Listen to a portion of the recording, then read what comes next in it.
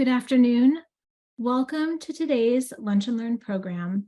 I'm Alana Cohn-Kennedy, the Chief Operating Officer at the Holocaust Center for Humanity. My head is clouded today with the horrific images I'm seeing from Hamas terrorists attacking and murdering innocent civilians. Israel, this tiny slice of land that looms so large on the world stage, a place of refuge for Jews around the world, a country built in part by Holocaust survivors in the shadow of the destruction of European Jewry. And here we have a terrorist group that idealizes a world without Israel and without Jews. I am bolstered by the support countries are showing for Israel. Now is the time that countries, governments, and individuals must speak out and show their support in more than just words and empty gestures. Among the many things we learn from the Holocaust, we see what happens when countries remain silent. The history of the Holocaust challenges all of us, leaders and individuals alike, to examine our role in society and the ripple effects of our actions. For those who are interested, there is a gathering tonight at Temple de Hirsch Sinai in Seattle in support of Israel at 7:30 p.m. It is also being live streamed from the Temple de Hirsch website. And if you aren't already registered to attend, I invite you all to also join us next week, Monday, for the Holocaust Center's largest in-person event of the year, our Voices for Humanity Luncheon at the Sheraton, as we will all gather to recognize and support leaders in Holocaust education and raise some money so that every student in every school learns from this history. I'm speaking to you from rainy and lush Seattle, Washington, the traditional land of the Coast Salish people. With us today is Leah Garrett, author of the recent book X-Troop, which tells the little-known and remarkable story of Jewish commandos who daringly and cunningly fought the Nazis. Leah Garrett is the Larry A. and Clara Silverstein Chair of Jewish Studies at Hunter College, City University of New York. She has published 5 books in Jewish studies and won and was shortlisted for numerous literary prizes. Her recent book, X-Troop, The Secret Jewish Commandos of World War II, was featured on CNN, Time Magazine, The Washington Post, The Guardian, C-SPAN, and a range of other venues. This particular hour of this Lunch and Learn conflicted with a class at Hunter College that Leah is teaching, currently on the topic of Auschwitz. I met with her just a couple hours ago, and we recorded our conversation. Leah is going to join us live for the Q&A right after her class at the end of this program.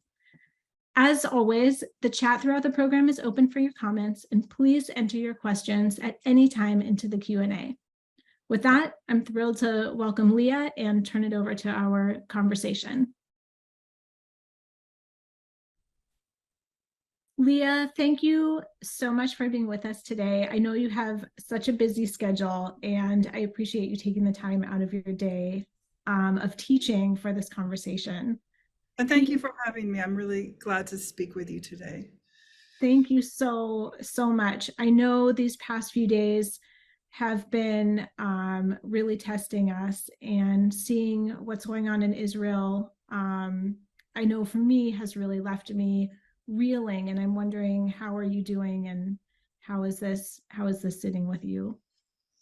I'm finding it harder than I could ever imagine, and I know everyone's feeling that way. I went to Anshe Chesed Shul last night, and there was about 500 people who came together to pray and show our support for Israel and for the Israel Defense Forces. And it's hard because right now I'm teaching a class for undergraduates, and today we're going to talk about survival at Auschwitz. So for me, of course, the parallels are extreme, in the sense of having done so much work on the Holocaust and teaching my students and writing about pogroms and the Einsatzgruppen, and then hearing about the terrorists going through the kibbutzes and basically doing pogroms and Einsatzgruppen and slaughtering Jews. So, you know, we all hope that this wouldn't happen again. And it's just been, it for me and for everyone, it's just been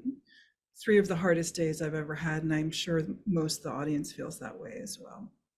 Yeah, the images are terrifying, and that you're teaching about these parallel subjects at the same time.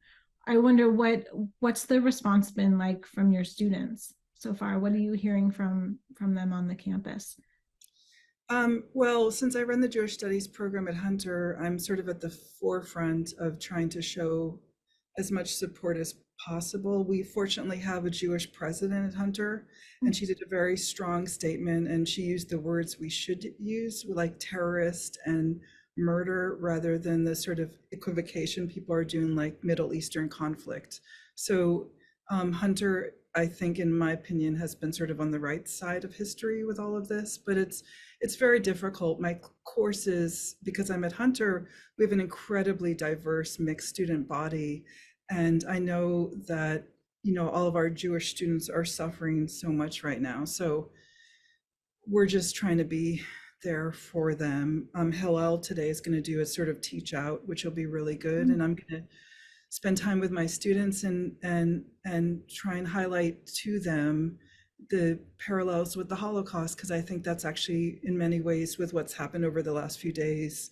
It feels like we're in a similar story somehow. So Wonderful. I mean, this is a great time for your students to be studying these subjects, and how lucky they are to be with you and the others at your school to have that community and have the opportunity to have these conversations. thank you. This is a great time for us to talk about your recent book, X Troop. I'm wondering if you would tell us a little bit about the premise behind the book, and for those who haven't read it yet, can you give us a kind of a synopsis of it? Sure. So in 1942, the war was going really bad for the British, and it seemed as if the Germans were completely unstoppable. They were invading country after country. They were having success after success. And the British military was quite desperate about how to deal with this. So what ended up happening was that Churchill met with Lord Mountbatten, and they had a discussion about if there was any sort of extraordinary means that they could create to deal with the German menace. And together they came up with this amazing idea that they would create a commando unit called Inter-Allied 10 Commando Unit. And the idea with the commando unit was that it would be comprised of populations of different countries who had had to deal with the Nazis. So there would be a French troop, there would be a Belgian troop, there would be a Polish troop. And the idea was that if you brought these young men into the British military, they would be burning with such a passion to beat the Nazis that they would be the best of the commandos. But on top of this, what Lord Mountbatten suggested to Churchill was that they create a German-speaking unit. And the idea with the German-speaking unit was something that had never been done before. They would be trained both as commandos and in counterintelligence. And the idea was that these commandos would be the tip of the sword, and they would go into battle. And as commandos trained this way, they would capture the Nazis. But then, because of their German language skills, they would then switch their brain to be counterintelligence officers, and they would interrogate the captured Germans on the battlefield to get crucial intelligence about what to do next in the battle. Normally, if you capture the enemy, you bring them back to the base, and then you have someone else do the interrogations. The idea was that these men would be trained to do both. Now, what they didn't discuss, but which seems obvious to us now, is that all of the German-speaking young men who wanted to be commandos fighting the Germans, were Jewish. So what ends up happening is they create a commando unit called X Troop. It's also called 3 Troop. And what ends up happening with X Troop, 3 Troop, is that they're all Jews. They're all Holocaust survivors in the sense that all of them have Jewish family back in Germany and Austria. And all of them are burning with a personal desire to beat the Nazis, who've destroyed everything that they care about.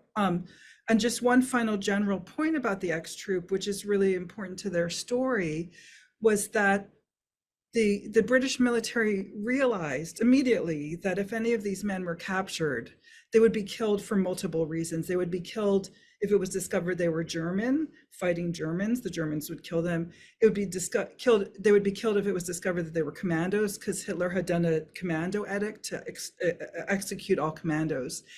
But most importantly, they would be killed if they were discovered to be Jews. And not only that, but the Gestapo would find any family still in hiding and wipe them out. So the other really important part about this story, and why it hadn't been really told till I wrote my book, was that all of the men, when they were selected for the X Troop, had to take on fake British names. They had to take on fake British backstories that sort of explained why they had German accents. You know, their nanny was German, or their dad was a businessman in Germany. And they all had to wear dog tags that had the Church of England cross on them. So if they were captured, they were buried under crosses as well. So they had to take on this full fake persona of being British officers in order to fight in this troop. And very final point generally is, as I write about in my book, this commando unit of these 87 men were absolutely crucial to the British and the Americans winning World War II, in my opinion. And I'm curious, how did you learn about these secret commandos? Like how did this come into your view? And then once you learned about them, what inspired you to continue all the research and to write a book? So I had written previous works on Jews in World War II. My family was all in the military in World War II, as with most Jewish Americans. Jewish Americans served at higher numbers than any other groups. So, I mean, just as a side point, one of the reasons I wanted to write this book was to expand our concept of what Jewish resistance looks like, and to argue that Jews who served in the military in World War II, we should also look at them as resistors, that they were fighting for personal reasons, not just, you know, against the war, but against the Nazis. So I had written a previous book about Jewish American soldiers, and I was still really interested in World War II. And I kept, you know, I was looking for a subject, and I kept hearing, like, you know, a line on an internet website or whatever, that there was this secret Jewish commando unit. But there seemed to be like no information about it. This was right before lockdown. So I ended up finding a family member of a commando that I sort of read was associated with this group. And I got in touch with that family. And that family led me to other families of ex-troopers. And then within a few months, I discovered that there was a massive archive of material on the X-Troop. There was all this material at the Imperial War Museum, at the United States Holocaust Memorial Museum, at the World War II Museum. Stephen Ambrose interviewed some of these men. And then also what ended up happening is I connected with families. I discovered that all the different families had all of their own private archival material. So this was, again, right before lockdown. So I started to go all around the world, because I had research funding to do this, and started to go to all the museums. I started to interview people. And then, even more extraordinarily, as I was doing this whole process, I discovered that there were actually commandos who were still alive. And this was just a couple of years ago. So I flew to them and I interviewed still living ex-troopers as well. And I just could not believe the wealth of material. It was a very complicated story because one of the things I didn't mention, which I'm sure we'll get into, but because these men were so well trained, the British military decided that they could never fight as their own unit because they didn't want them to be wiped out in one day. So they ended up with D-Day being assigned to all these different units. So in order to tell the story, it also meant going to the Imperial War Museum and looking at all the war diaries of all the different commando units, because these men were assigned to all the different commando units. But because I thought it was really important that I had secondary sort of proof that these incredibly, crazily heroic men really had done what they said they did in interviews, I needed to get all that secondary material, and the war diaries supplied it. So everything I was hearing about them was in fact true because of how they were described in the different war diaries. So I just started to gather all this material. And then unbeknownst to me, COVID was coming, and then everything shut down. All the museums shut down. Mm. But when I had done all my travels around the world, compiling all this material, I took my phone with me, and as I went into each archive, the way I do archival is I take literally like tens of thousands of photos of all the material. So when all the archives shut down, when everything shut down, I had everything on my phone and I had done Mm. everything. So then during lockdown, I was able to just sit and write the book, and I didn't need any additional material because I had all of it. But when they went to turn the material into a book, we needed all these photographs because there's all these different photographs in the book. And the majority of the photographs in the book were ones I, without thinking, just took with my cell phone very quickly. And they Mm. had to edit them because we couldn't get into any of the archives. We got permission to use them, but I was incredibly lucky for that. So I got all the material.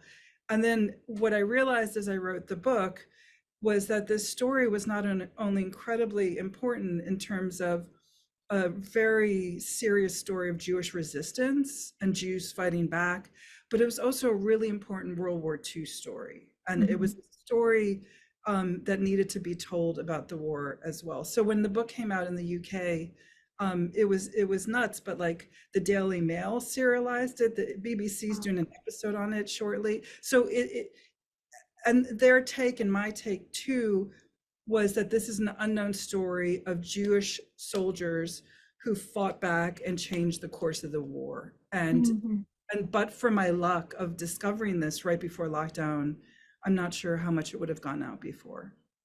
Wow, it's like the timing was perfect, and the Yeah. fact that you got to meet some of the original people who were part of the X Troop. Were they um surprised when you contacted them to meet with them and to talk about their stories after all this time?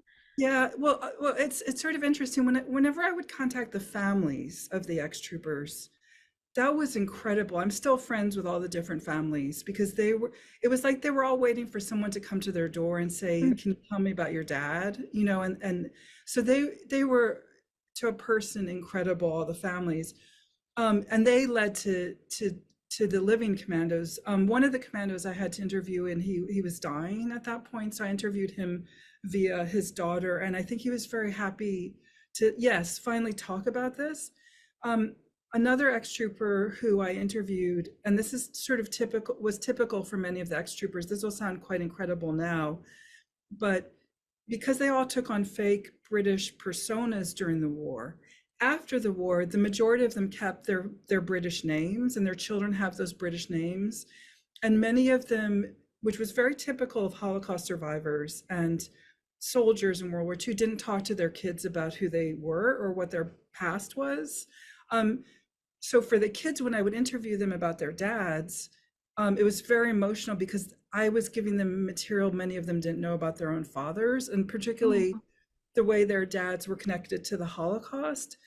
But when I interviewed this other still living commando, he was incredible, but he hadn't ever told anyone Mm. that he was actually originally from Austria. And as he said to me, during the Holocaust, my parents went up in smoke. He had never talked about it before.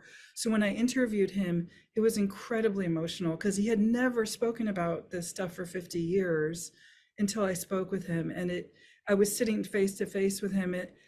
And I felt I might be overreading it, but I felt like it was like this huge burden on him that he was sharing with me. And he showed me, all his material, and he hadn't talked about it. So he made me promise when I published the book, when I talked about him, I would only use his pseudonym. I wouldn't use his original Jewish name because I think it was somewhere he wasn't ready to go with most people. And then unfortunately he's passed away.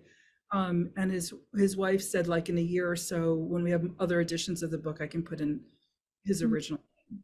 But that was sort of probably not untypical, that kind of interview. It might have happened if more of them had been alive when I wrote the book. Wow, like it's almost a relief for them to know that somebody out in the world knows the rest of their story. Yeah.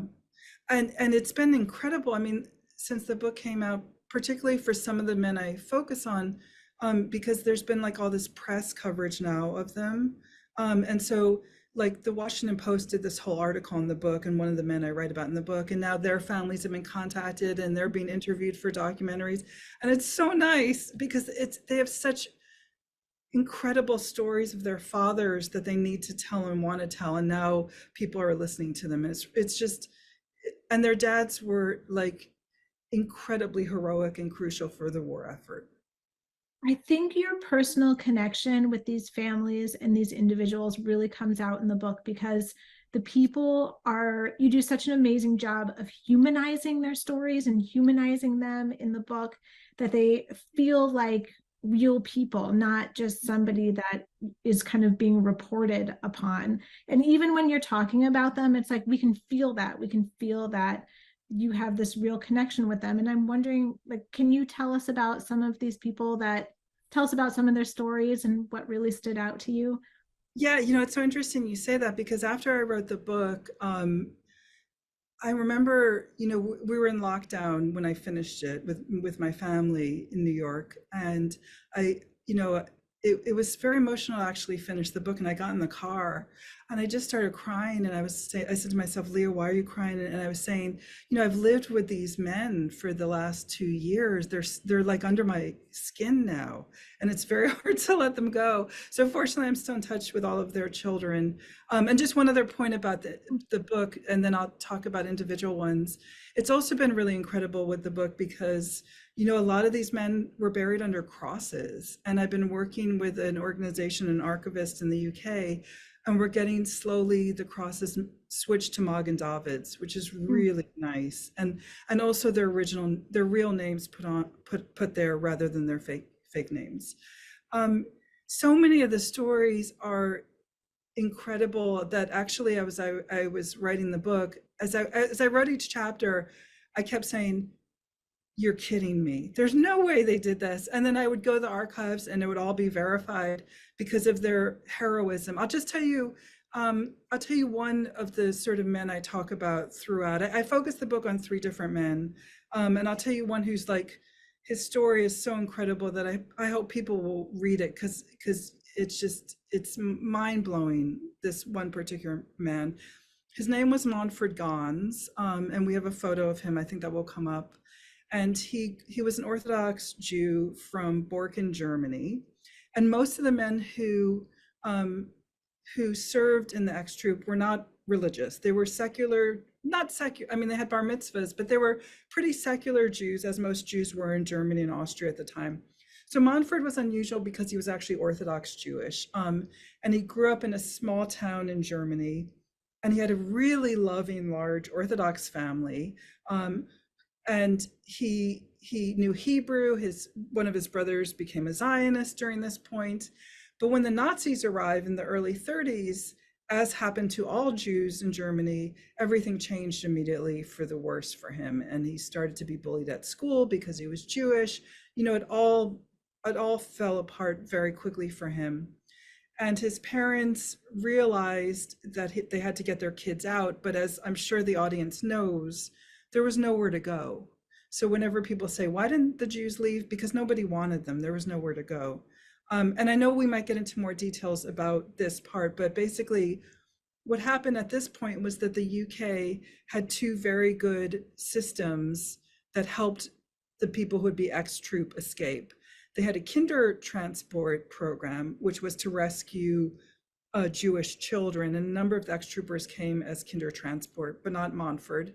And they also had a transit visa program where you could get a transit visa to the UK and then you had to leave. So his parents managed to get him a transit visa. He's still just a teenager and he escapes and he goes by himself to the UK.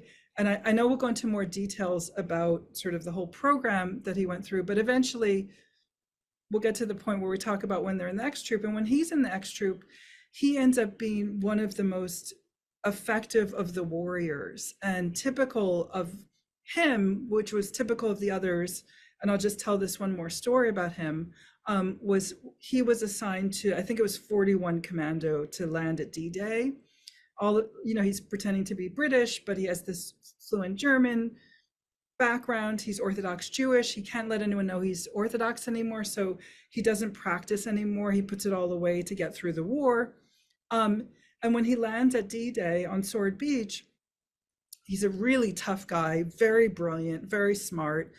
He's so smart that during the training, he was sent to Cambridge to get extra counterintelligence training. I mean, he's the best and the brightest.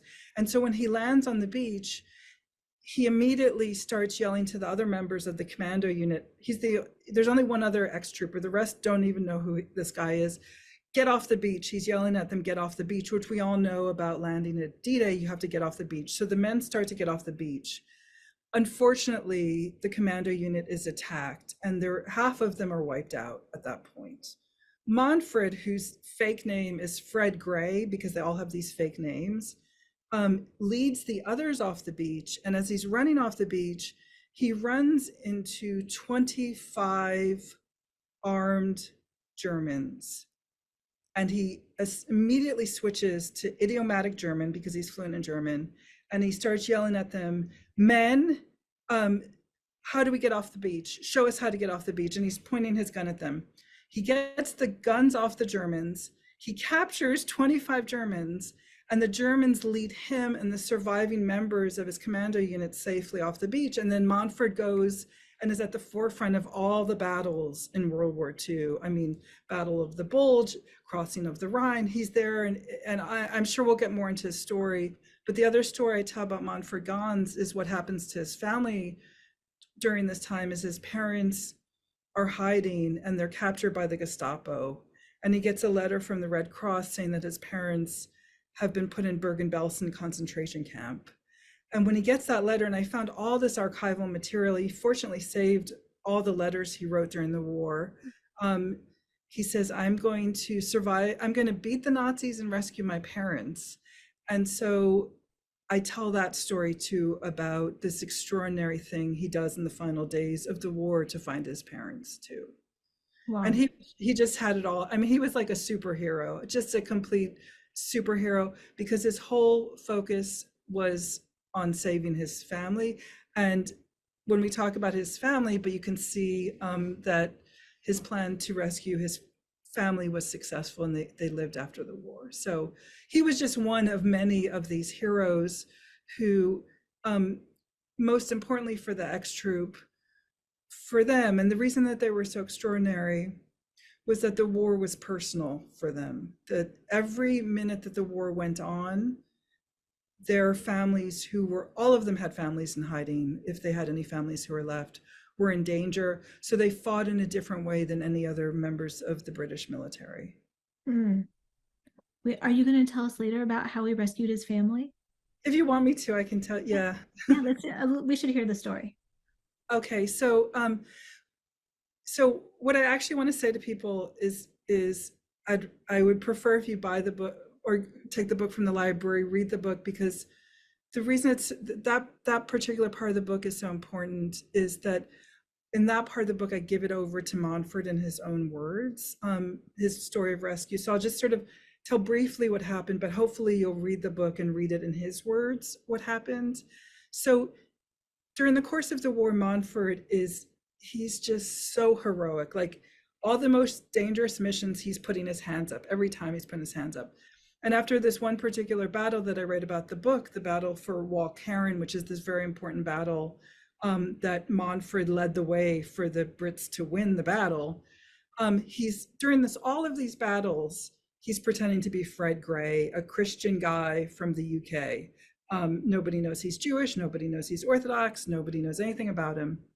After the battle for Walcheren, and during all the battles, this is an important part of the ex-troop, the commanding officers of the different commando units are constantly coming to the ex-troopers and saying, we want to give you a commission. We want to turn you into an officer. And Manfred has this happen over and over again. And he says no every time, because the way the British military worked at this point during the war is that field commissions, like battlefield commissions, were very, very rare. If you're selected to be turned into an officer, you have to leave the battlefield and go to training. And he was not going to leave the battlefield. He wanted to kill Nazis and he wanted to win the war. So they keep asking him to leave the battlefield to go to officer, and he keeps saying no. So after this incredibly important battle, where again he's at the forefront of it, his commanding officer brings him into a room and says, Fred, what is your story? Like, what's going on here? He's never told anyone anything. And he tells his commanding officer, I'm actually Manfred Gans. I'm Orthodox Jewish. I come from Germany. He finally tells his story. It's super top secret. And the guy says, you got to take an officer commission. We've asked you, and you have to. And he finally agrees to it. And he wishes he hadn't, by the way, I should say that. He hated being in office. So he's stuck in an office after this, and he hates it. And then he gets another letter from the Red Cross, saying that his parents, who were in Bergen-Belsen, had been moved to Terezin concentration camp in Czechoslovakia. So now he knows his parents are there. And again, I'm sure the audience knows that all of these concentration camps are absolutely horrific. And so when he gets that letter, he again says, I have to rescue my parents. I have to beat the Nazis. So it's finally the last days of the war. It's clear to everyone that the Nazis are going to be beaten, but the war is still going on. And Manfred goes back to that commanding officer who knows his real story and says to him, I need to rescue my parents. Mm-hmm. And the commanding officer says, fine, like you're such a superhero. I would say no to no one but you, but fine. And so when the commanding officer says this to Manfred realizes how historically important this is. This is another incredible part of the story. So he decides to keep a diary of rescuing his parents, because I think he knew that nobody would believe this, and he knew this is really important. So he starts to write a diary of this, which is what when I give the book over to his words at this point, and it's his diary of doing this, which is in the Holocaust Museum in DC now, the diary. So they give him a Jeep and they give him a driver, and he's looking like a British officer at this point. And then I tell in detail this incredible story of him driving through Germany, which is still at war, over to Czechoslovakia. This is the point at which he keeps crossing over with Russian troops. He goes into American areas. It's pure chaos. There's prisoners of war walking along the highway. And as I say in the book, and he keeps hearing from the prisoners of war, you think this is bad, you should see what they did to the Jews. So like he's prepared for this, and he drives straight to Terezin concentration camp, which had been taken over by the Russians like literally like 2 hours before. Like the Russians had just gotten there. And he arrives at the front gate, and there's a Russian officer there who sees a British officer, which I have to just say must have blown their mind, because there's no Brits anywhere in this area that he got all the way there. And he says, I need to go in to find my parents. And the Russian guy opens the gate and he says, look, you can stay like 5 hours, but there's a cholera epidemic and then you need to leave. And he drives the Jeep to the sort of central office, because as we know about the Germans, that they were psychotic in every possible way, including keeping very detailed records of things. So he goes to the central office, and then I give it over to him to describe the complete hellscape, which is the concentration. As we all know what happens at these concentration camps, there's no food, there's no water, there's dead bodies everywhere. That's what he experiences. And he gets to the camp office, and he says, and he walks in, and there's a woman there. And he says, I'm here to find my parents. And she just starts weeping. And I don't put it in the book, but clearly she's Jewish. And she just starts crying, because of course her thought as well is, this is the end of the road. And so she starts going through the documents to find the names of his parents, and they're there. So then I tell you about what happens in the book when he finds them and how he rescues them. And as you said, for those who haven't yet read the book, this section is so powerful. And those pieces, in his own words from his diary, are just really, really remarkable. Yeah, it's like you have to hear it like in his voice. Yeah, and you know, it's really interesting. When I read the book, people had interviewed him, so I had interviews with him, and he'd written a self-published memoir, so I had tons of material on him, and you know, I got very close to his two incredible children. So I had all this material on it, and you know, in everything, when he would talk about his life, you could sense what a tough guy he was. Like he was Mhm. really tough. Like, you know, after the war, he went to MIT and he was a chemist. Like he always knew what he wanted to do, and he became Orthodox again after the war. And then I was going through all these videos that had been made of him, and there was this one where this filmmaker said to him, "Can you tell me about the rescue of your parents?" And like he had never talked about this. And he started crying when he was talking about it. And it was so jolting for me to see that, because I had in my head this really tough guy. And to have him talk in his voice and cry as he talked about it really impact on me the way I decided to tell that Mm. part of the story. That even though he rescued them, it was just pure trauma. The whole, all of, and one of the goals I should also add with the book was that I was really sick of World War II histories always bifurcating. Either we talk about World War II or we talk about the Holocaust. And I thought that the story of the X Troop was so important because it was about the Holocaust and World War II being the same thing. These Mhm. guys were both Holocaust and World War II. And the other thing was, I was also very tired of all the stories about the Holocaust being about kindly Gentiles rescuing Jews.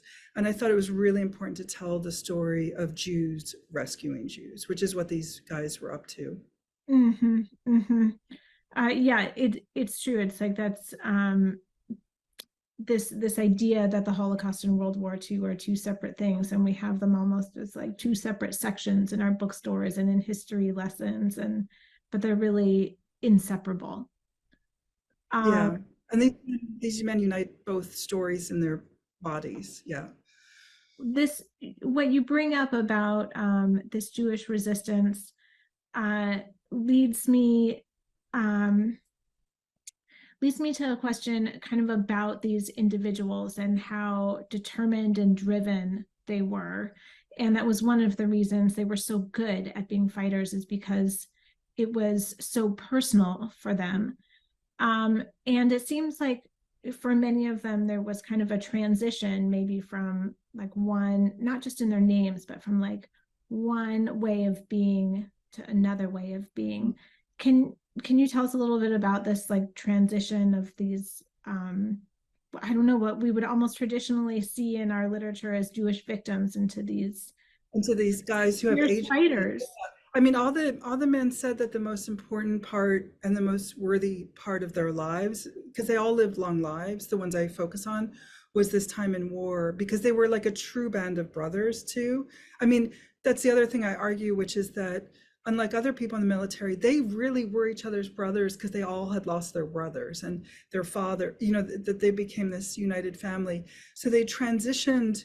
Most of them were like Jewish intellectuals, honestly. Like one of them said in the book, I never handled anything more serious than a pair of scissors until my Mm. training. And then during training, you know, they take apart guns blindfolded, they run up and down mountains, they jump out of airplanes, like they do all this Sparta like hardcore training. And they all said that it made them incredibly confident. So when they go into the war, they have been trained for a year to be the best commandos in the military, which they were. And so when they fight during the war, that's how they fight, with that incredible level of confidence. And they were, in fact, so successful at this. I didn't even mention this, but after the war, the British military, well, the bad part is they don't get them, they don't naturalize them for a long time. So they're stuck as enemy aliens for a very long time. But the British military realizes these guys are incredible. So they use these men to do the denazification efforts in Germany. So they're the ones who then go find Nazis and gather them up. They're the ones who get the material for the Nuremberg trials. Manfred Ganz, who I mentioned, is actually sent back to his hometown to denazify it. And it's this incredible moment of agency, because he knows who the anti-Semitic teachers were, but he knows who the good mayor was. So he's able, after the war, to go back in time, really, and to revisit all of the terrible people that were there and make sure that there's justice too. So to a man in the interviews after the war, the men said that their experience in the X Troop led them profoundly grateful to the British military for giving them the guns and the arms to fight back and to save, he wasn't the only one who rescued his family, to rescue family members, to have this sense that they were warriors and that they were trusted to lead. And they were all given leadership roles in the army. So Leah, I have many more questions I would like to ask you, but I have one more question before we turn it over to the audience to have the chance to ask you questions. And I'm interested to know why you think it's taken so long for some of these stories to come to light. And in that question is also kind of the underlying question of why these stories of Jewish resistance or Jewish commandos are so hard to become part of the narrative of the Holocaust. It's like we want to keep it black and white with Jewish victims and Nazi perpetrators. And I just wonder if you think that plays into the reason why these stories don't rise further to the top. It's like we want to keep the Jews as victims of the story. I 100% think that. I mean, it's like the world is happy with the idea of the ennobled Holocaust victim. It's much less happy, as we're seeing over the last few days as well, with Jewish warriors who fight for their families and fight for their own. The reason this particular story was so hard to get out was it's so complicated because they were all sent to different existing commando units. So it's a very big story to try and uncover all that. But also all of these men were sworn to silence. So I didn't really mention this, but when they all took on their fake names, MI5 had the list of who the men really were. Only one secretary at MI5 knew the true story, and their commanding officer throughout the war. And I managed to see that list, which is in the British archives. So they were sworn to secrecy. So many of them never discussed it with their family members. Eventually, the stories started to come out and people knew about it. But in order to put it all together was just such a big story. But I do think, to point to what you said, is totally right, that this goes against the narrative that most of the world is much more comfortable with. Mm-hmm. And like I said, part of what I try and do with my books is talk about Jewish soldiers as resistors, that we need to get beside the Warsaw Uprising where everyone's killed, to also stories in which Jews fight back and actually manage to better the world, and exist afterwards, and have children and have changed the story of the world for better through their actions. Mm-hmm, mm-hmm. That's such an important piece. And maybe do you think you could end us on a story of one of the ex-troopers after the war? What happened with them? So it's really interesting when I talk about the men after the war. All of the men had deep lives before the war, even though they were teenagers, like Peter Masters, who I think we have a photo of. He was from Vienna. He was a very sensitive boy. He wanted to be an artist. He got into art school. He escaped from Vienna, gets to the UK, ends up in the X Troop. On the D-Day landings, he's put as part of this crazy unit called the Bicycle Troop, and he has to ride a bike. Yes, the Bicycle Troop, landing at D-Day, and they have to get to Pegasus Bridge. So everyone knows the story of Pegasus Bridge. What they don't know is that this Jewish kid from Vienna is the first one over Pegasus Bridge. And he wrote all these letters to Lord Lovett saying, Lord Lovett, why aren't you talking about who was really there first? But anyway, so that when the war ends, his story is actually fairly typical. He stays in the army because, like I said, the men are not naturalized for a few years, which is a very dark part of the story with the British military. Eventually they get naturalized, and he, like the majority of them, come to America. And once he's in America, he's Jewish again. He raises his family as Jewish, and he ends up getting the first Fulbright in art to the United States. Peter Masters. He goes to Yale, he studies art, and he ends up working in government for the Council on Poverty, the war against poverty that happened in the 1960s. And he becomes sort of the artist in residence for these really important Washington programs. And I end the book with this beautiful painting he did of D-Day and the life he lived after the war, which was this really rich life of service.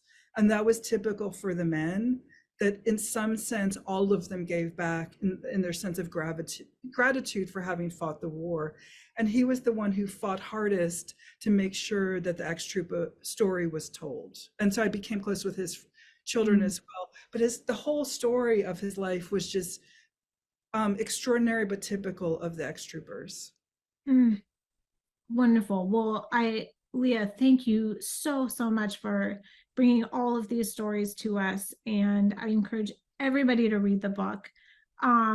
With that, we look forward to having you answer some questions from the audience shortly after your class when you'll be back. Okay, everyone, thank you. See you shortly. Thank you so much, Leah. Hi, and I'm back from having just held my class on survival in Auschwitz by Primo Levi. So all this stuff is deep in my head. So thank you everyone for being here. Fantastic. Thank you so much for racing back here after your class.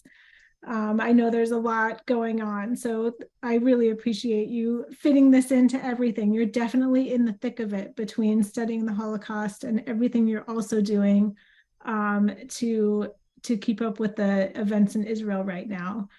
Leah, there are so many questions for you, and there's a number of them that came in right in the beginning about the Ritchie boys.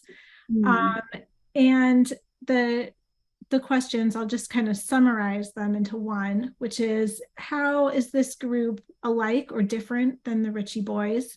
And maybe you can tell us a little bit about how the two compare. It's a great question. So for those in the audience who don't know, the Ritchie boys were a counterintelligence unit created by the American military, again, for German speakers. So sort of the same idea. The X-Troop is very similar, but very different. The X-Troop, half of what the X-Troop does is counterintelligence. So in that sense, in terms of interrogating Nazis in German to get information, it matches with the Ritchie boys. But the Ritchie boys were not commandos, and they were not sent into frontline combat to capture the Nazis. So the X-Troop are very unusual because they're trained as commandos and as counterintelligence. So they would be similar if the Ritchie boys were sent to capture the Nazis that they then would interrogate. The American military didn't do that. The commandos for the British, the X-Troop, did do that. So that's how they match in sort of half of who they were, but not in the full way.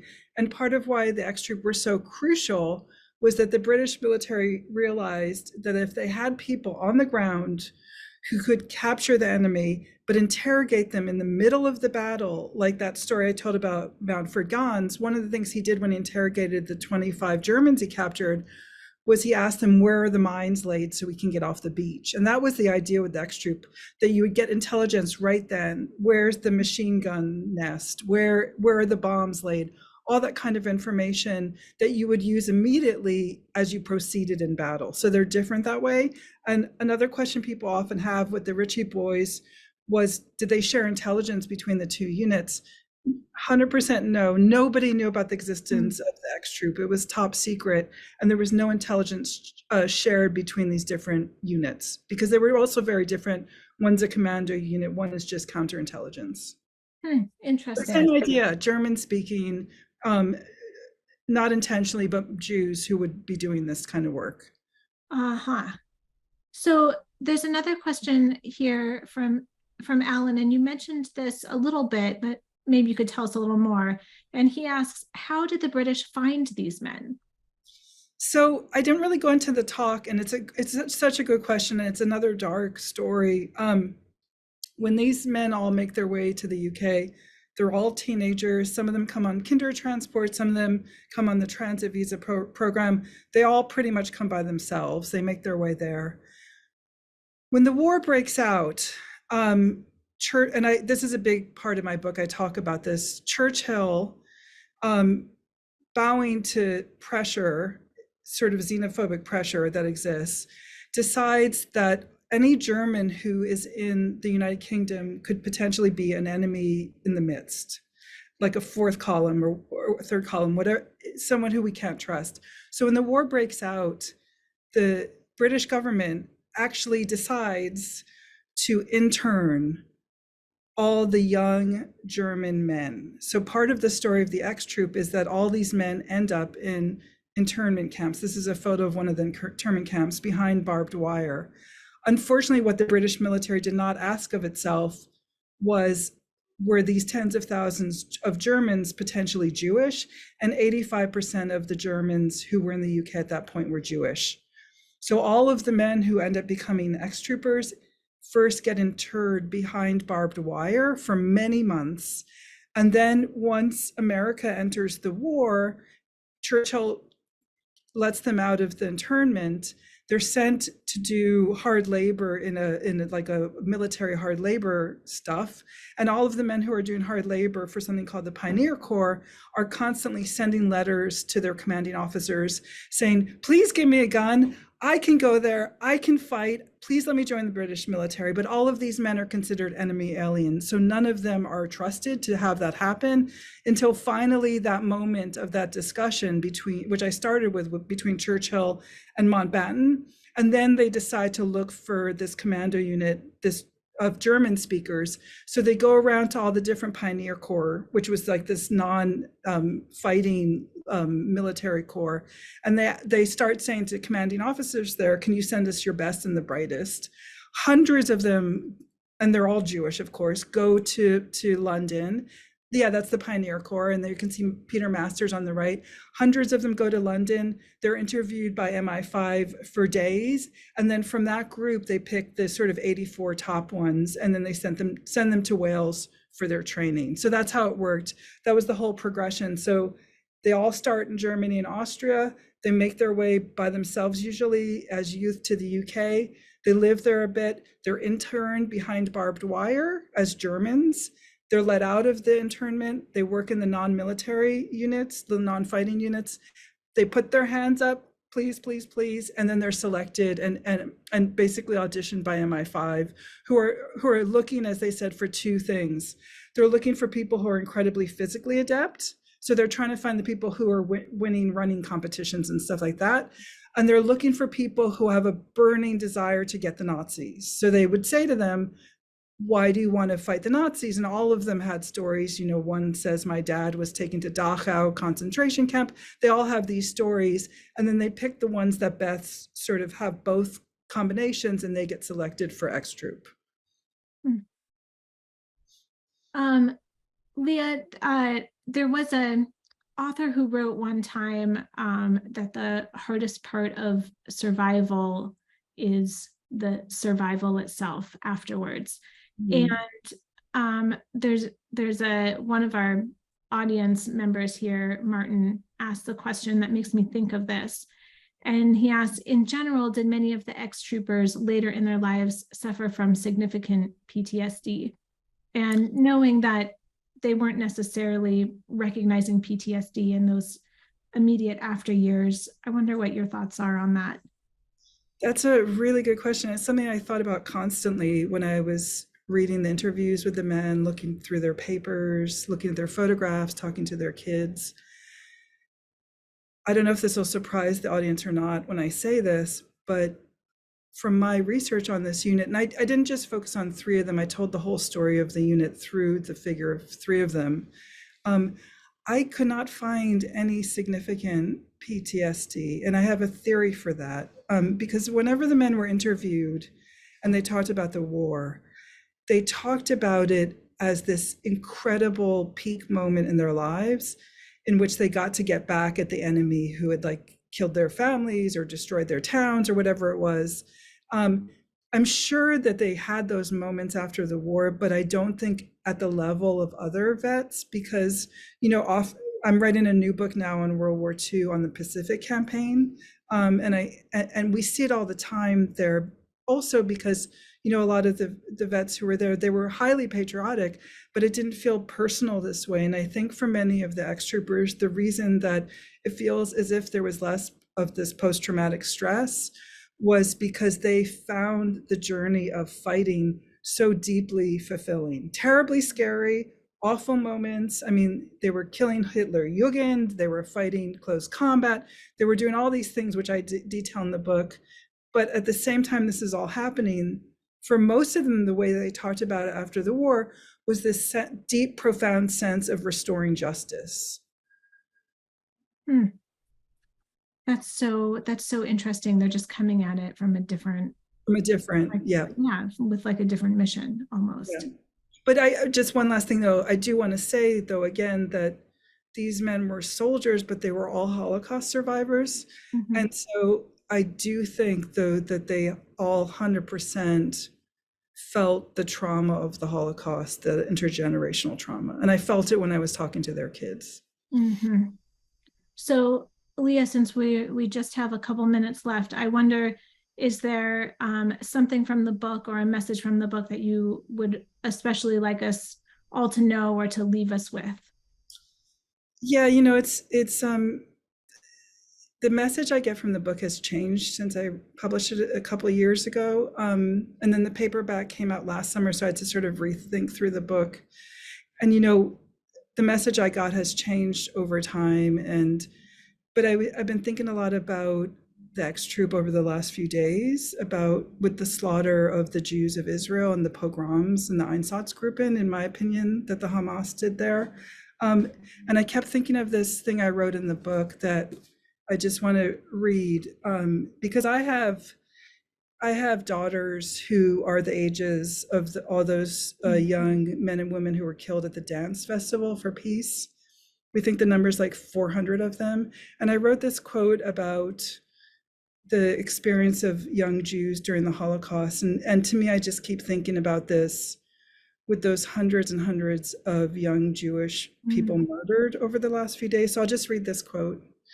So the Holocaust, and I would say what's happened in Israel, was also about the thousands of equally precious, intelligent, gifted young men and women who did not manage to get out on the Kindertransport, but instead fell into the warped clutches of evil Nazi bureaucrats and prison guards and were murdered in the bloom of their youth. So when I wrote this book, I never, ever, ever thought that I would use any kind of comparison with the book, with present day events. And I just have been feeling it very deeply. I'm sorry to end on such a dark note, but the thing about the ex-troop is they were so unique. And the vast majority of the Jews were slaughtered, and just to have to sort of feel like we're dealing with similar stories right now is so beyond horrific that I think that the way some of us handle it, like myself, is returning to old tropes as well. Yeah, that's such a powerful quote and powerful image. And I think you're right. It's like it's hard not to see some of the parallels in what we're seeing now and some of these stories that you're writing about. It's feels very dark, but yeah. We hope for a quick, peaceful solution. That's what we can pray for. Thank you, Leah, so much for your incredible research, your wonderful telling of these stories, for bringing all of this to light, these just amazing people and soldiers and Jewish people and Jewish history, and just for really, challenging our thinking. I am so admirable and am very grateful that you could be with us today. And seriously, thank you so much for having me talk today, because actually in the dark hours of these last few days, it's really nice to talk about the ex-troop because it's a really hopeful story. And I'm going to go now from here over to Hillel to talk with students who are suffering. And then I think at the United Nations, we're going to do a rally for Israel. So I'm going to just keep fighting the good fight. And I hope our audience does too. And if anyone has questions or comments, feel free to email me at Hunter College.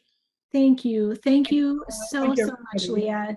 And thank you to everyone in our audience for all of your great questions. I know there were many we didn't get to, but you were all so engaged, and for your desire to learn and remember and keep hearing more about these stories. Here's what's coming up at the Holocaust Center, and I hope you can join us. On October 22nd, we have the first in our new series called Inheritors of Memory. It's going to be one Sunday a month in the museum. Arit Cohen is going to talk about the remarkable stories of his 4 grandparents, all of whom were Holocaust survivors. Then be sure to join us next month on November 14th for our next online Lunch and Learn program with local author and artist Josh Tuninga, who tells the true story of his Jewish grandfather in Seattle, who helped local Japanese American families during the Japanese incarceration of World War II. All of these programs are possible because the staff at the Holocaust Center is like the little engine that could. A special thank you to Richard Green, our technology director, who is running this Lunch and Learn behind the scenes. And thank you also to Dee Simon, our CEO, and our entire team, Paul Regelbrug, Jessica Michaels, Branda Anderson, Lori Werschel-Cohen, Morgan Romero, Lexi Jason, Amanda Davis, Katie Lawrence, Michael Langberg, and Olivia Teague.